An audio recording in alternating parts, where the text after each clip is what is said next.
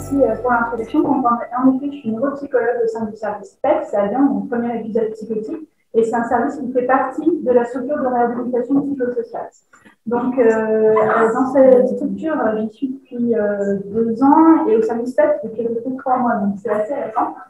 Toutefois, je rencontre au sein du service PEC vraiment une majorité de personnes qui ont une culture différente, qui sont migrants, voire même réfugiés, et finalement, ça va poser un problème dans ma pratique. On va beaucoup en discuter dans l'évaluation neuropsychologique pour poser vraiment une bonne indication en termes de remédiation cognitive et même sur le contenu du programme. Donc, je ferai beaucoup le lien en fait entre l'évaluation et la remédiation cognitive, vraiment j'envisage un peu comme tout. Je vais passer vraiment très rapidement sur la partie introductive, puisqu'il y a beaucoup d'éléments dont on a déjà parlé dans les présentations précédentes. Simplement pour rappeler que la remédiation cognitive, son efficacité, elle est variable, notamment par rapport à des facteurs subjectifs. Les personnes, il faut qu'elles arrivent à mettre un sens sur cette prise en charge. Tout ce qui est autostigmatisation, stigmatisation, ça va également diminuer l'efficacité de la remédiation cognitive. Et également tout ce qui est facteurs externes, donc voilà, les situations de vie, l'accès à un logement, les espaces de transfert, etc. Et pourtant, on sait malheureusement que le risque de développer un épisode psychotique est bien plus important si la personne est migrante, encore plus si pour les migrants de deuxième génération. Et là, vous avez des tailles d'effet par rapport à des natifs. Le risque de développer une schizophrénie pour les migrants, c'est de 1,85 par rapport à des natifs, et pour les réfugiés, de 2,52. Donc, c'est vraiment un effet qui est très fort. Voilà, donc je vais passer là-dessus. Quand j'ai commencé à préparer cette présentation, je suis tombée un petit peu par hasard sur les ateliers thérapeutiques qui sont faits avec des personnes qui sont aveugles et qui font de la photographie. Donc ça m'a un petit peu interpellée, je me suis demandé comment ils faisaient. Donc ça part vraiment d'un principe où au début ils utilisent un média qui ne montre pas, qui ne fait pas du tout sens pour eux et qu'ils arrivent vraiment à apprivoiser, à en faire quelque chose. Donc, c'est pour ça que je vais faire un petit peu ce parallèle dans cette présentation. Donc, la cognition, elle est dynamique. Les fonctions cognitives, elles sont socialement construites, elles sont transmises culturellement, elles sont modelées par les expériences passées. Malheureusement, la neuropsychologie occidentale, elle a une tradition qui est quantitative, on a une norme de référence. Et c'est une conception qui est universaliste. On va vraiment faire ce lien entre processus cognitifs et comportements observés. Et la neuropsychologie, elle est basée sur des données WEIRD pour Western Educated, Industrialized, Rich and Democratic Society. C'est ce qu'on a vu avec la présentation de Sophie Cervello tout à l'heure. Ça peut mener à des erreurs diagnostiques, vraiment à des questions éthiques, où, comme elle disait, on a pu conclure que plus de 80% des migrants ont une déficience intellectuelle, alors que c'est vraiment un problème de différentiel. Pour vous montrer un peu tous les biais qu'on pourrait observer lors de l'évaluation neuropsychologique ou lorsqu'on utilise un programme de remédiation cognitive avec des personnes qui sont migrantes. Donc là, dans le lycée, on a des petites places. Donc les biais de population qui correspondent vraiment à cette norme de référence. La représentativité des normes, c'est-à-dire que le niveau scolaire, par exemple le niveau bac, ça ne correspond pas au même nombre d'années d'études dans un pays par rapport à un autre. Les consignes qui peuvent paraître aberrantes dans une autre culture, par exemple dans le test du TNI 93, qui est l'apprentissage d'une liste de mots, on va mettre les chaussures dans la catégorie vêtements, alors que ça n'avance pas du tout dans cette catégorie pour d'autres cultures. La consigne de travailler rapidement, c'est vraiment un autre sens pour certaines personnes. Le biais de perception spatiale, donc il y a des cultures qui vont avoir plutôt un traitement analytique et d'autres holistique.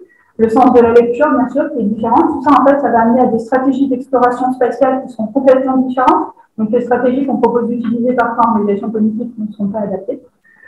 Le mode de passation, donc que ce soit papier crayon ou ordinateur, réponse libre au QCM, les interactions avec le testeur, le thérapeute, ou des fois la neutralité bienveillante est en fait considérée comme 3 heures, on ne comprend pas vraiment ce qui se passe pour certaines personnes. Les sujets qui peuvent être tabous dans certaines cultures et qu'on va aborder. Voilà, le contexte, parfois être dans un environnement isolé avec finalement un étranger dans une thérapie, ça peut être quelque chose de compliqué. et les biais qui sont liés au traumatisme et qui vont mobiliser les capacités attentionnelles en situation de test. Alors, finalement, comment on peut faire avec tout ça et comment on va pouvoir évaluer ces personnes? Donc, rends-moi mes yeux, en fait, c'est une phrase que prononçait beaucoup un jeune que j'ai rencontré, un jeune qui s'appelle Ali, qui a 18 ans, qui venait de Guinée et qui est réfugié. C'est un monsieur qui était promis un bel avenir professionnel pour lui, puisqu'il était footballeur, il faisait des parties des matchs professionnels dans d'autres pays, etc. Et puis un jour, alors qu'il se rend à un match dans un autre pays, justement, il se retrouve dans une salle avec plein de personnes, il ne comprend pas ce qui se passe, et en fait, il se rend compte que son manager l'a vendu à des trafiquants. Donc, il est en situation régulière, il se fait un ami, enfin voilà, je résume ce que je dois comprendre, mais en gros, il traverse le désert, il travaille en Algérie clandestinement pour faire un peu d'argent, il passe la Méditerranée, en Espagne, il ne retrouve plus son ami, il arrive en France, il arrive à trouver un foyer, il arrive difficilement à se reconstruire, et puis en fait, il décompense à ce moment-là, donc la nuit, il entend cette voix, rends-moi les yeux, rends-moi les yeux, rends-moi les yeux, rends-moi ce qui m'appartient. Et voilà, on va voir finalement, en discutant avec lui, ce que ça signifie et comment on va pouvoir travailler ça avec la médiation cognitive. Alors simplement, tout à l'heure, Sophie disait, c'est important finalement de comprendre aussi, de se mettre un peu à la place de l'autre, d'essayer de comprendre le sens de ce qui est dit. Et dans certaines cultures, finalement, c'est pas le mot en lui-même, mais ce que ça signifie, qui va être important d'essayer de décoder. Rends-moi mes yeux, c'est une phrase qu'il entend la nuit. La nuit, à un moment où on ne voit plus en fait quelque chose. Et puis, c'est à un moment donné où finalement, il n'y a plus de visibilité, il n'y a plus de sensoriel. Et rends-moi mes yeux, c'est comment finalement il va pouvoir se réapproprier, comment il va pouvoir remettre du sens, avoir à nouveau une visibilité sur les choses. Donc, voilà, je passe un petit peu sur ça, j'y reviendrai un petit peu après sur son histoire. Mais voilà, quand j'ai rencontré, donc on a beaucoup discuté, puis je me suis demandé ce qu'on allait pouvoir faire un petit peu comme test. Je ne sais pas s'il y a des neuropsychologues ici. Si voilà, vous avez idée des tests qui auraient moins de biais culturels, c'est des tests qu'on pourrait proposer parmi ceux qu'on fait de manière très classique. Le RLRIC, c'est une liste de mots qu'on apprend. Les enfants de chiffres, bon, voilà, ce sont des chiffres à mémoriser. Le CFLT, c'est comme le RLRI. Les codes, c'est vraiment pour évaluer la vitesse de traitement. C'est un test qui est visuel. Est-ce qu'il y aurait un test qui serait plus adapté ou moins?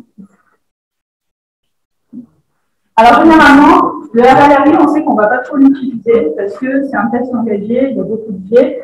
C'est des mots où on n'est pas forcément familier. Il faut retenir des mots comme apprendre, par exemple. Enfin, voilà, des fois, il faut simplement déjà pour la personne apprendre le mot, donc on n'est même plus dans un test de mémoire.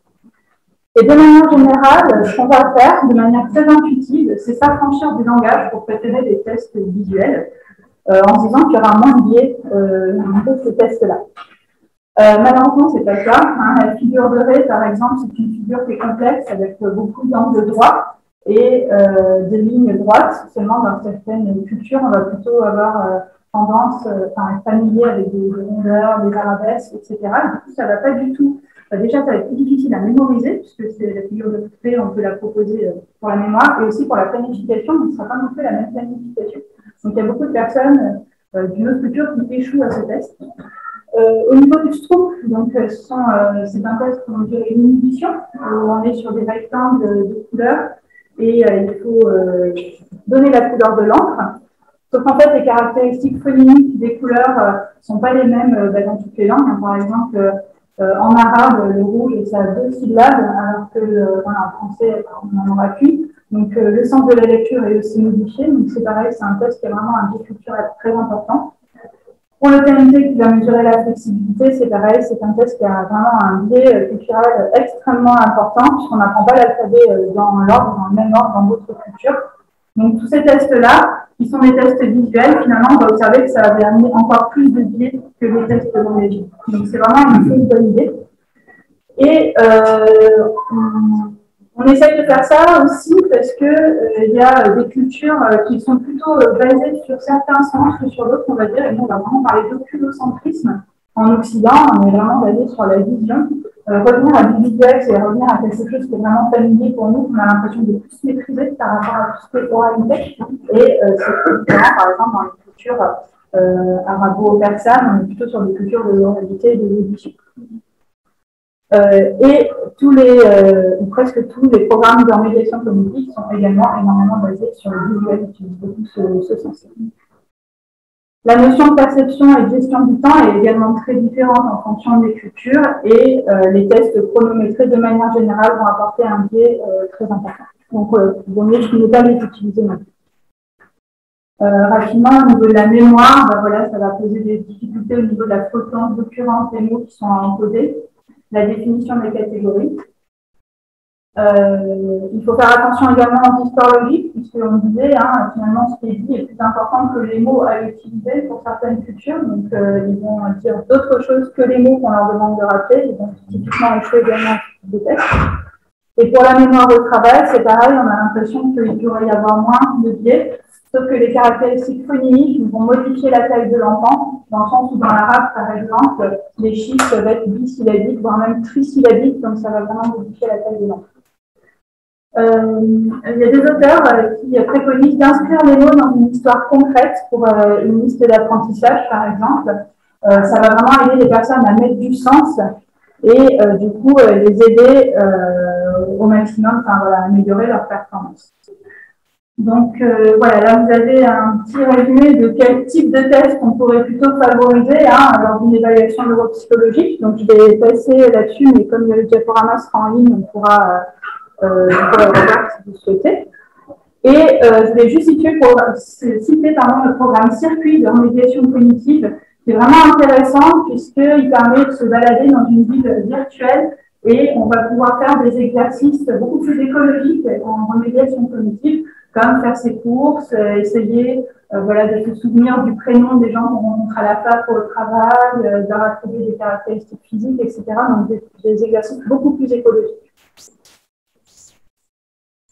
Alors, pour terminer, donc pour les photographes aveugles, comment ça se passe concrètement quand ils prennent une photo? En fait, la scène est décrite par un assistant qui est voyant, qui va leur dire ce qui est en train de se passer, et eux-mêmes vont choisir de prendre un instant en fait en photo. Et ce qui est intéressant, c'est que finalement la perception va se construire à travers le finalement, comme pour nous, la perception c'est quelque chose de très culturel. Notre perception, elle est modée en fonction de ce qu'on voit, de ce qu'on ressent, et puis finalement par rapport à l'autre. Et voilà, dans la remédiation cognitive, c'est aussi ça qu'on va apporter, c'est essayer de mettre du sens, voir avec le patient ce qui pourrait lui être utile. Et ce que je trouvais intéressant par rapport à ça, c'est que souvent, ces photographes ils vont ajouter des éléments sur la photographie. Ils vont faire appel à d'autres sens. Donc, comme on le voit par ici, ici c'est une photo où vraiment on voit que le toucher est important et le photographe a ajouté ensuite du braille. Donc, on va pouvoir toucher pour avoir une autre lecture. Je vais passer là-dessus. Et voilà, il me semblait très important d'intégrer les modèles dynamiques de la mémoire en remédiation cognitive, notamment pour avoir cet apport multimodal qui, en mon sens, manque un petit peu actuellement dans ces programmes. Et je ne sais pas si tout le monde est familier avec les modèles dynamiques de la mémoire. Donc, c'est simplement pour vous le présenter. Donc, quand je suis confrontée, entre guillemets, à une situation, ici c'est une situation d'anniversaire, en fait, je vais percevoir différents éléments sensoriels. Je vais voir les personnes qui sont autour de moi, entendre la chanson, peut-être sentir l'odeur du gâteau. Voilà, il y a des éléments moteurs, gustatifs, etc. Et tous ces éléments